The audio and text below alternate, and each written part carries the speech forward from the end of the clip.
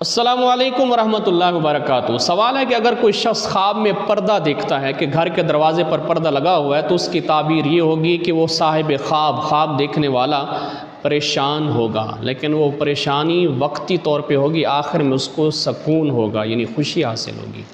اسی طرح اگر کوئی شخص دیکھتا ہے کہ ہوٹل کے دروازے پہ یا مسجد کے دروازے پہ یا بہر بازار میں پردہ پڑا ہوا ہے تو اس کی تعبیر یہ ہے کہ وہ شخص نہایت غمگین ہوگا، اور اس طرح کا خواب دیکھنا انتہائی خطرے کی علامت ہے۔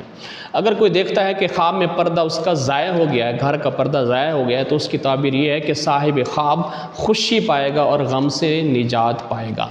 اسی طرح اگر کوئی نیا پردہ دیکھتا ہے، بادشاہ اگر دیکھتا ہے تو اس کے لیے اچھا ہے، اگر عوام دیکھتی ہے تو اس کے لیے اچھا نہیں ہے، اور پرانا پردہ دیکھنا کسی حال میں بھی اچھا نہیں ہے۔